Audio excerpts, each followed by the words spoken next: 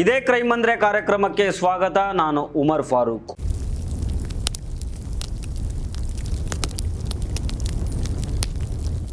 ಸಮಾಜದ ತಪ್ಪುಗಳನ್ನು ತಿದ್ದಬೇಕಾದ ರಕ್ಷಕರೇ ದಬ್ಬಾಳಿಕೆಗೆ ಇಳಿದ್ಬಿಟ್ರೆ ಸಾಮಾನ್ಯರ ಗತಿ ಏನು ಸ್ವಾಮಿ? ಈ ಪ್ರಶ್ನೆಗೆ ಕನ್ನಡಿ ಹಿಡ್ದಂಗಿದೆ ಈ ಘಟನೆ. ಯಾಕಂದರೆ ಫೇಸ್ಬುಕ್ ಲೈವ್ ಬಂದು ಯೂಟ್ಯೂಬರ್ ಒಬ್ಬರು ಕಣ್ಣೀರು ಹಾಕ್ತಾ ಮಾತ್ರೆ ನುಂಗಿ ಸೂಸೈಡ್ ಮಾಡ್ಕೊಳ್ಳೋದಕ್ಕೆ ಟ್ರೈ ಮಾಡಿದ್ದಾರೆ. ಈ ಸ್ಟೋರಿ ಬಗ್ಗೆ ಇವತ್ತಿನ ಈ ಎಪಿಸೋಡ್ನಲ್ಲಿ ಡೀಟೇಲ್ ಆಗಿ ನೋಡೋಣ. ಈ ವಿಡಿಯೋವನ್ನು ಕೊನೆ ತನಕ ಮಿಸ್ ಮಾಡದೆ ನೋಡಿ.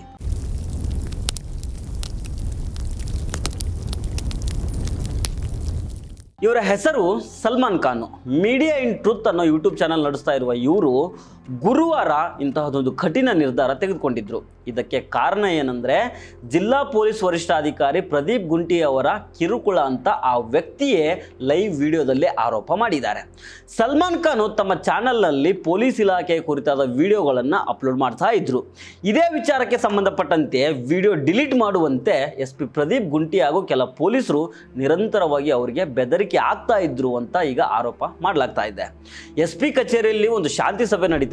ಆ ಸಭೆಗೆ ಕರೆಸಿ ಎಲ್ಲರ ಎದುರಿಗೆ ನನ್ನ ಮೇಲೆ ಹಲ್ಲೆಗೆ ಟ್ರೈ ಮಾಡಿದ್ದಾರೆ, ನನ್ನ ಮಾನ ಮರ್ಯಾದೆಯನ್ನು ಹಾಳು ಮಾಡಿದ್ದಾರೆ, ಅದಷ್ಟೇ ಅಲ್ಲ ಸುಳ್ಳು ಕೇಸ್ ಹಾಕಿ ನನ್ನನ್ನು ಎನ್ಕೌಂಟರ್ ಮಾಡೋದಾಗಿ ಬೆದರಿಕೆ ಹಾಕಿದ್ದಾರೆ ಅಂತ ಸಲ್ಮಾನ್ ಖಾನ್ ಲೈವ್ ವಿಡಿಯೋದಲ್ಲಿ ಗಂಭೀರ ಆರೋಪ ಮಾಡಿದ್ದಾರೆ. ಚಾನಲ್ ಬಂದ್ ಮಾಡುವಂತ ಒತ್ತಡ ಹೇರಿರುವ ಪೊಲೀಸರ ಕಾಟ ತಾಳದಿಕ್ಕಾಗ್ದೇನೆ SP ನನ್ನ ಜೀವ ತೆಗಿಬಹುದು, ನನ್ನ ಕುಟುಂಬವನ್ನು ನೀವೇ ನೋಡ್ಕೊಳ್ಳಿ ಅಂತ ಸಾರ್ವಜನಿಕರಲ್ಲಿ ಕಣ್ಣೀರಿಡ್ತಾ ಬೇಡ್ಕೊಂಡಿದ್ದಾರೆ. ಜೊತೆಗೆ ಈ ವಿಡಿಯೋ ಪ್ರಧಾನಿ ಮೋದಿ, CM ಹಾಗೂ DCM ಅವ್ರಿಗೂ ತಲುಪಲಿ ಅಂತ ಮನವಿ ಮಾಡಿಕೊಂಡಿದ್ದಾರೆ. ಗುರುವಾರ ರಾತ್ರಿ ಸಲ್ಮಾನ್ ಖಾನ್ ಅವರ ಆರೋಗ್ಯ ಗಂಭೀರವಾಗಿತ್ತು. ಸದ್ಯ ಅವರು ಬ್ರಿಮ್ಸ್ ಆಸ್ಪತ್ರೆಗೆ ದಾಖಲಾಗಿ ಚಿಕಿತ್ಸೆಯನ್ನು ಪಡಿತಾ ಇದ್ದಾರೆ. ಹಾಸ್ಪಿಟಲ್ನಲ್ಲಿ ಟ್ರೀಟ್ಮೆಂಟನ್ನು ತೆಗೆದುಕೊಳ್ತಾ ಇರುವಾಗಲೇ ಇನ್ನೊಂದು ವಿಡಿಯೋ ಮಾಡಿದ್ದಾರೆ. ಅದರಲ್ಲಿ ರಾಜಕಾರಣಿಗಳ ಮುಖಾಂತರ ಬೆದರಿಕೆ ಹಾಕಲಾಗ್ತಾ ಇದೆ ಅಂತ ಆರೋಪ ಮಾಡಿದ್ದಾರೆ.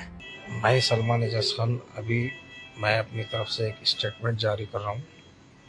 कल से लेकर अभी तक मेरे ऊपर पुलिस प्रशासन की तरफ से बहुत ही ज़्यादा दबाव बनाया जा रहा है.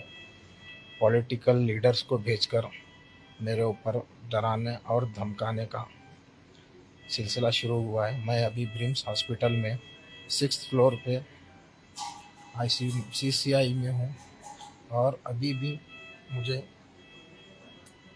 पुलिस के इतने करेक्ट बंदोबस्त में रखा गया है, ना मेरे फैमिली वालों को मुझे मिलने दिया जा रहा है.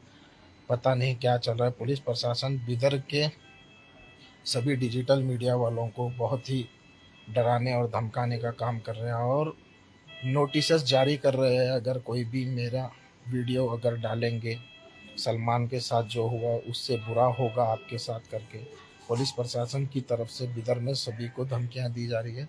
मैं अभी dreams hospital 6th floor CCICU में हूँ और पता नहीं अभी मेरे फ़ोन भी रात में ढूंढे जा रहे थे और वीडियो डिलीट करने की कोशिश की गई. मेरे फैमिली मेम्बर्स को मुझसे मिलने नहीं दिया जा रहा है. मैं अभी बहुत ज़्यादा परेशान हूँ. बिदर के बड़े बड़े लीडर्स को भेज करके मुझे मेरी फैमिली को डराया और धमकाया जा रहा है. मैं ये वीडियो अब जो बना रहा हूँ बहुत ही चोरी से डर करके जो है ना ये वीडियो मैंने बनाया है और लोग यहाँ पर आ रहे हैं. मुझे सबकी सख्त ज़रूरत है हेल्प की.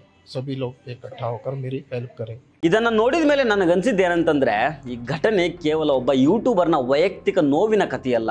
ಇದು ಪೊಲೀಸರ ದರ್ಪ ಮತ್ತು ನಮ್ಮ ಪತ್ರಿಕಾ ಸ್ವಾತಂತ್ರ್ಯದ ಮೇಲಿನ ನೇರ ಹಲ್ಲೆ. ಇದು ಪ್ರಜಾಪ್ರಭುತ್ವದಲ್ಲಿ ಮಾಧ್ಯಮ ಅನ್ನೋದು 4ನೇ ಅಂಗ ಅಂತ ಅನಿಸ್ಕೊಳ್ಳುತ್ತೆ. ಸಮಾಜದ ಇಲಾಖೆಗಳ ಲೋಪದೋಷಗಳನ್ನು ಜನರ ಮುಂದಿಡೋದು ಪತ್ರಕರ್ತರ ಹಾಗೂ ಮಾಧ್ಯಮಗಳ ಕರ್ತವ್ಯ ಆಗಿರುತ್ತೆ. ಆದರೆ ಅಧಿಕಾರದ ಮದದಲ್ಲಿ ಸತ್ಯದ ಕುತ್ತಿಗೆ ಇಸುಕುವ ಪ್ರಯತ್ನ ಇದು ಅಂತ ಅನ್ನಿಸ್ತಾ ಇದೆ ಈ ಘಟನೆ. ಪ್ರಶ್ನೆ ಮಾಡೋರನ್ನು ಸುಳ್ಳು ಕೇಸು ಅಥವಾ ಎನ್ಕೌಂಟರ್ ಬೆದರಿಕೆಗಳ ಮೂಲಕ ಬಾಯಿ ಮುಚ್ಚೋದು ಅದೆಂಥ ನ್ಯಾಯಸ್ವಾಮಿ?